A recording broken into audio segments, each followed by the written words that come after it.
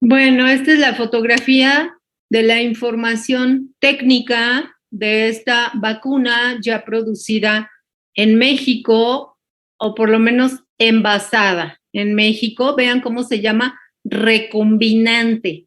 Es la primera vacuna de DNA y ya está incluida en nuestra vacunación, en nuestra cartilla de vacunación. Bien. Aquí está la fotografía de alguna de las marcas. Hay varias marcas diferentes para esta vacuna. Y bueno, decimos que está hecha de DNA recombinante del gen HBS antígeno y además lleva adyuvante hidróxido de aluminio.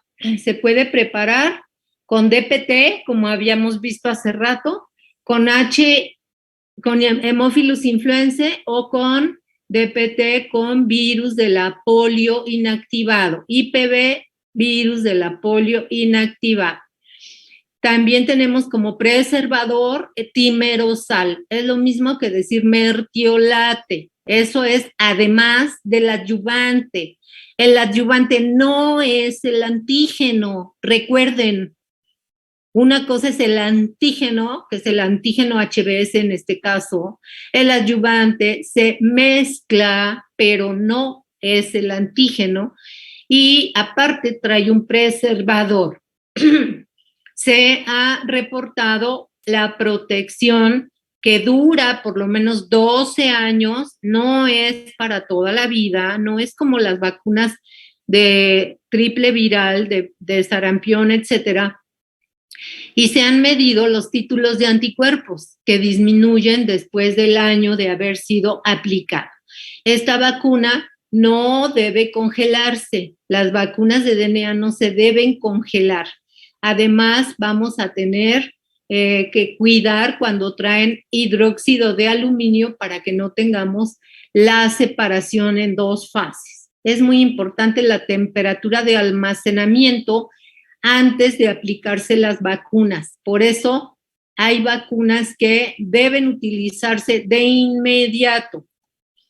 Bueno, otras vacunas subunitarias o de componentes van a ser, aparte de esta, que es la hepatitis B, a pesar de ser recombinante o de DNA, también se considera vacuna subunitaria o de componentes. ¿Por qué? Pues porque nada más lleva un componente del virus. Aparte tenemos otras vacunas subunitarias como son la de tosferina celular, la de meningococo, la de neumococo 23, que era la que se administraba a las pacientes mayores de 65, aunque también la de neumococo de 13 o 10 polisacáridos también es subunitaria, la que se administra a niños. Otras subunitarias o de componentes son influenza y papilomavirus. ¿Ok? Entonces, dependiendo la pregunta, van a ser los ejemplos que se pueden obtener. Aquí otra vez remarcamos al virus de la hepatitis B, HBV, que es clonada en levaduras, pero que se incorpora a esta lista de vacunas elaboradas con productos microbianos, como es el toxoide diftérico, el toxoide tetánico, el factor proteico de virulencia de la Bordetella pertussis para elaborar la vacuna contra tosferina, la vacuna contra Haemophilus influenzae, que también es un polisacárido, y también tenemos la de neumococos, que son las mezclas de los polisacáridos. Neisseria y Vibrio cólera son candidatos, pero estas todavía no existen en nuestro programa de vacunación mexicano.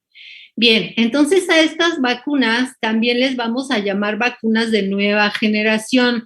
Hay diferentes nombres para estas nuevas tecnologías que pueden ser recombinantes, vacunas de DNA o vacunas de nueva generación. Aquí se tiene que conocer el gen, se tiene que saber obtener el gen, poder cortar el gen de interés para poderlo insertar en un nuevo vehículo a modo de hacer una recombinación de DNA. ¿Cuáles son las vacunas importantes para el siglo XXI? Bueno, esto va a depender mucho de las edades y si hacemos una subdivisión en personas gestantes, adultos o niños o adolescentes o adultos mayores, tenemos un chorro de vacunas, un chorro de listas, muchas van a tener repetidas, por ejemplo, al neumococo, pero la que es así clásica, que es importante a cualquier edad, es la de influenza. Influenza está resaltado en todos los grupos etarios y el virus de la influenza puede tener 3 tipos, A, B y C, y podemos tener una serie de subtipos que son resultantes de las combinaciones H y N. H significa hemaglutinina, N significa neuraminidasa. Como ustedes pueden apreciar, son 2 proteínas, pero hay ciertas diversidades entre las hemaglutininas y entre las neuraminidasas.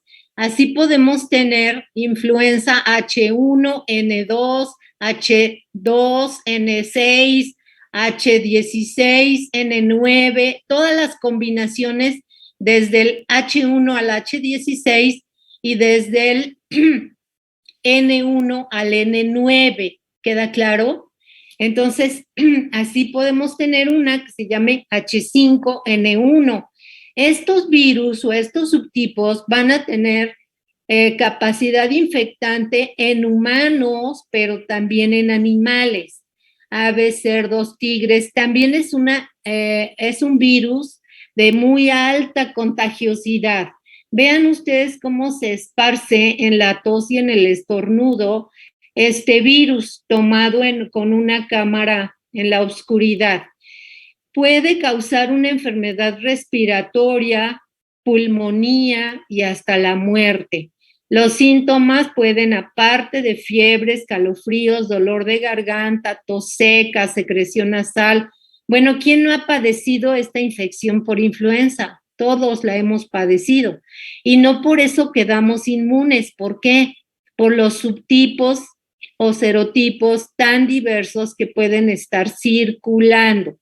Esta infección es más peligrosa para personas mayores de 65, pero también para personas con enfermedades crónicas. Esto actualmente es lo que se llama, es una comorbilidad.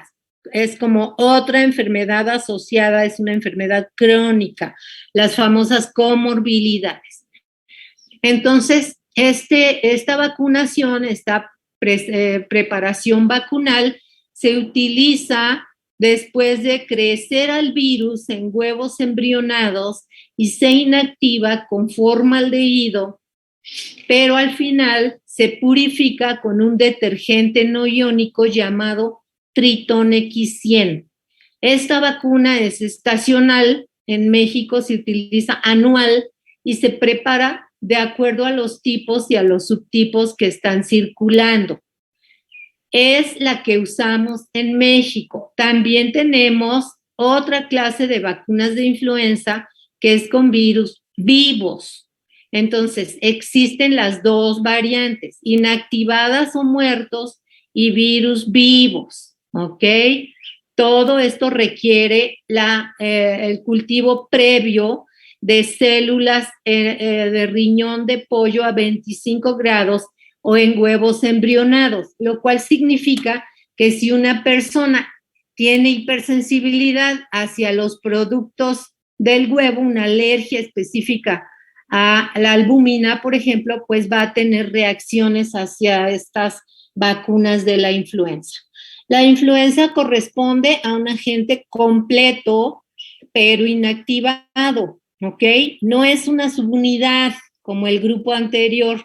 Aquí estamos hablando de un agente completo. Completo es diferente de subunitario, ¿ok?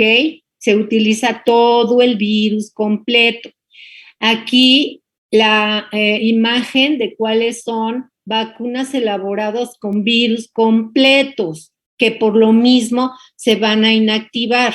La polio, que ya la platicamos, inactivada de Salk, que es usada en inmunodeficientes, la fiebre tifoidea o cólera, que hasta ahorita no está en la cartilla, pero que puede solicitarse para visitar zonas epidémicas, la de influenza, que es recomendada para niños y ancianos, la fiebre Q, que solo se aplica para poblaciones en riesgo, la B. pertussis, que está reemplazando con una vacuna acelular y actualmente ya no se usa la que era con el microorganismo muerto. Y la rabia se las dejé al final porque es la única vacuna que no es preventiva. Esta se aplica post-exposición, ¿ok? Entonces, ¿a qué grupo pertenece la vacuna contra la influenza? Al grupo de los virus completos, pero inactivados. También se pueden construir vacunas contra la influenza en donde le vayamos poniendo a un virus, vamos a decir, que sirva como partícula viral, le vamos pegando todas las proteínas H1 y todas las proteínas, H del 1 al 10 y tantos, y todas las hemaglutininas. Entonces vean ustedes aquí, las proteínas en azul son las hemaglutininas, las proteínas en color naranja son las neuraminidasas. Si construimos una cepa de influenza que tenga todos esos diferentes antígenos por lo que se llama ingeniería genética. Vamos cortando los diferentes genes y los vamos insertando en plásmidos a modo de que creamos en el laboratorio una nueva cepa de un virus que traiga todas esas diferentes proteínas. Pero para que se replique, el virus se tiene que crecer en células animales, como vimos muy frecuentemente, de origen de pollo.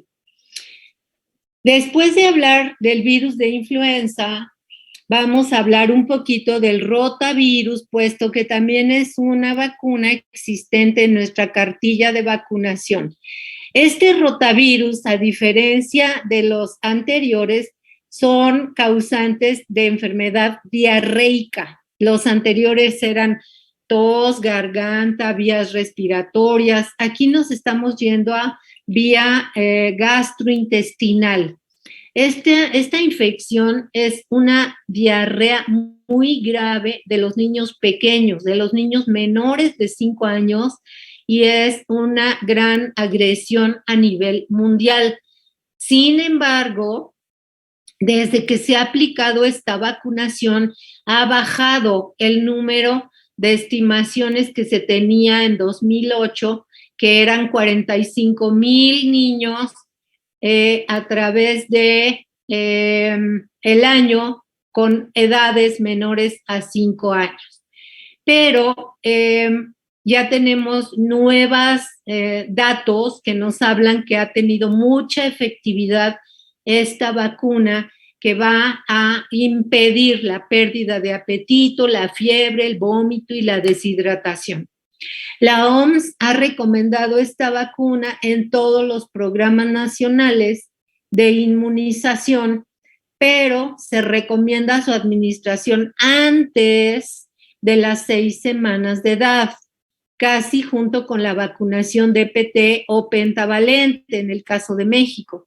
Y así, entonces, hemos tenido buenos resultados. Esta vacuna se considera inocua, bien tolerada y garantiza un bajo riesgo de invaginación intestinal. Esto podía suceder en lactantes vacunados, más o menos de 6 por cada 100,000 niños.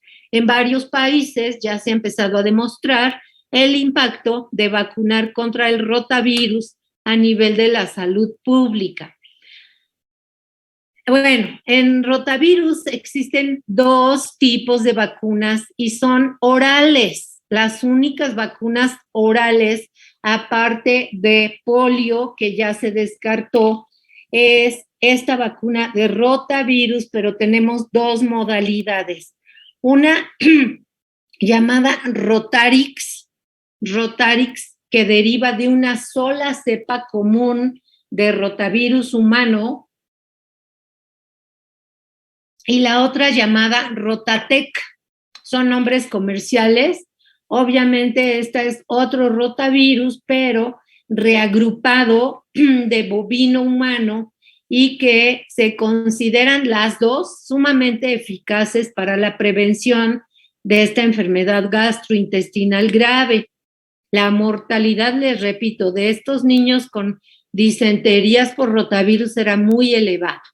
En México ya se alcanzó una reducción de hasta el 50% del número de muertes por diarrea en niños menores de 5 años.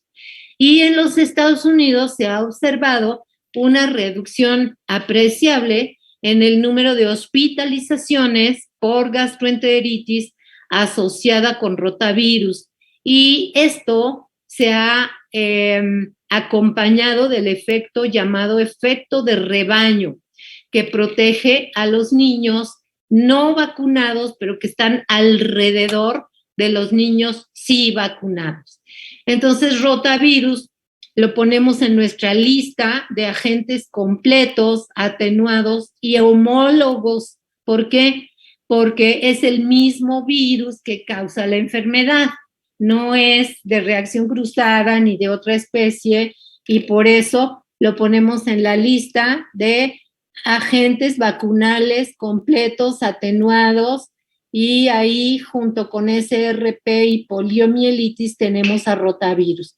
Recuerden que es una vacuna oral y regresamos a nuestra vacunación en México, donde podemos identificar a rotavirus en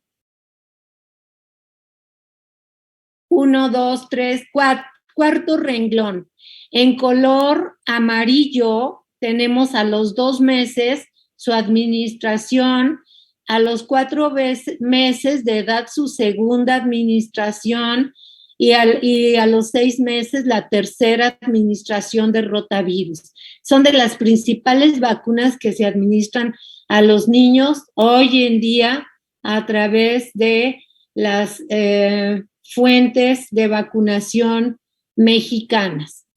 Los resultados que vamos a tener con la vacunación no solamente son a nivel individual, en la salud individual, en donde podemos resultar protegidos de manera específica contra cada una de las enfermedades infecciosas, sino también porque se va a incrementar nuestra esperanza de vida y va a aumentar la mejoría de la calidad de la vida. Pero también es importante el resultado en la salud pública. Aquí podemos hablar de la erradicación de ciertas enfermedades infecciosas que solo infectan al ser humano, y ya tenemos la enorme contribución de la erradicación de la viruela, pero también del sarampión y del SIDA, que están en vías de estar siendo combatidas. Aquí también podríamos poner a poliomielitis. Pero también en la salud pública, aunque no logremos la erradicación, mientras podemos tener un control más eficiente de las enfermedades que no pueden ser erradicadas porque también se presentan en otras especies, como son rabia, influenza, brucelosis. Entonces, son las enfermedades que en un momento dado están siendo atendidas y tratadas de controlar a través de la vacunación. Casi para terminar, voy a hablar del efecto rebaño o la inmunidad de rebaño. Entonces, vamos a hablar algunas características en general. Mientras más individuos estén vacunados, vamos a tener mayor protección global general de toda la población que está alrededor. Y de esta manera es una proporcionalidad, mientras más individuos vacunados, menos posibilidades de que tengamos el agente circulando. Esta es una relación inversa. Mientras más gente se vacune, mayor inmunidad de rebaño o inmunidad de hato o inmunidad colectiva, puesto que la podemos conocer con esos tres nombres. Aunque no alcancemos el 100% de cobertura, podemos tener una gran proporción de protección por las personas que sí han recibido la vacunación. Aquí la vamos a representar con estos puntitos. Vamos a suponer que estos son 4 personas que han recibido una vacunación. Los sujetos inmunes, que son, los 4 no han recibido, todos los puntitos morados son sujetos que sí están inmunizados y todos ellos de alguna manera están protegiendo, representan un escudo que limita la circulación de la gente. Yo puedo estar hablando de virus o de bacterias y estas 4 personas van a resultar protegidas aunque no hayan sido inmunizadas. Esto va a impedir que se infecten las personas poco susceptibles. De esta manera, la tasa de enfermedad infecciosa en los individuos no vacunados, en poblaciones en donde la mayoría sí están vacunados, o sea, elevada cobertura, esta tasa de enfermedad es mucho menor que la de los individuos no vacunados en poblaciones donde hay pobre cobertura de vacunación. ¿De acuerdo? Entonces, si hay preguntas, con gusto. Esta inmunidad colectiva o de hato, que en inglés se conoce como herd immunity, y que se ha traducido de rebaño, esta inmunidad colectiva se ha calculado en estas diferentes enfermedades y se considera que alcanza un umbral de 85% en viruela, 86% en poliomielitis, hasta del 94% en sarampión. Vean ustedes que nunca necesitamos un 100% de vacunación, siempre y cuando tengamos estos umbrales que sobrepasan al 85%, excepción la parotiditis, que va desde el 75%. ¿Cómo son los contagios en cada una de estas? Son por contacto en la viruela, por vía fecal-oral en poliomielitis, por aerosoles en sarampión, rubiola, parotiditis, difteria, tosferina, ¿ok? Entonces, no necesitamos al 100% de la vacunación de la población vacunada, pero sí necesitamos alcanzar estos altos umbrales para poder tener esa cobertura de hasta el 95% que solamente se va a alcanzar a través de los años. Con esta diapo voy a terminar la clase de hoy. Y que entre los atributos manejamos mucho las palabras eficacia, efectividad y eficiencia. Y normalmente se dan como equivalentes, pero no. Eficacia se refiere a la capacidad que tiene una vacuna para inducir la respuesta inmune. Si una vacuna no es eficaz, pues ni siquiera la sacan a la venta o a la administración. La eficacia se ve desde los primeros pasos o fases de investigación con ratones. Desde ahí se ve si la vacuna fue inmunogénica y si no es así, se cambia de antígeno, se producen otras vacunas con otras formulaciones. Entonces, eficacia se refiere a ¿produce una respuesta inmune sí o no? La efectividad se refiere a la capacidad ahora sí de evitar la enfermedad, ya no tanto de producir una buena respuesta inmune, sino de evitar la enfermedad. Y la tercera, que es la eficiencia, se refiere elevador de servicio. A la cobertura de la vacunación. La eficiencia es cuántos individuos hemos podido vacunar en una población dada. Y esto va a ser alcanzado por los servicios de salud de nuestra población. Entonces, vamos a dejar papilomavirus y varicela para otra ocasión, y aquí vamos a dar por terminada la clase de hoy. Por si tienen alguna pregunta, aquí estamos todavía. Profa, ¿las vacunas pueden fallar en algún caso? O sea, ya se llevaron todas las fases de su elaboración, todas son supervisadas por varios años, y te refieres a que ya salió a la venta, ya la están aplicando en un país. ¿A eso te refieres? Sí, ¿O estás hablando durante su elaboración? No, ya cuando la aplican, por ejemplo, que sea efectiva en algún número de personas, pero no sé, en un número mínimo de personas no funciona. No, eso casi no existe. La efectividad también fue probada y tiene que mostrar una efectividad muy cercana al 100%. Okay. Porque así están ya preparadas las dosis, el contenido de los antígenos. Es decir, una persona vacunada, si no está inmunocompetente, que diga inmunodeficiente, es una persona que sí va a tener una protección. La vacuna no falla, la que puede fallar es la persona. Si la persona es inmunodeficiente, puede no tener una buena respuesta, puede no producir una protección. Es que, por ejemplo, a mí se supone que igual me inyectaron, bueno, me vacunaron, perdón, para la parotiditis, contra la parotiditis, pero de niña sí tuve parotiditis. De hecho, me dio unas 3 veces.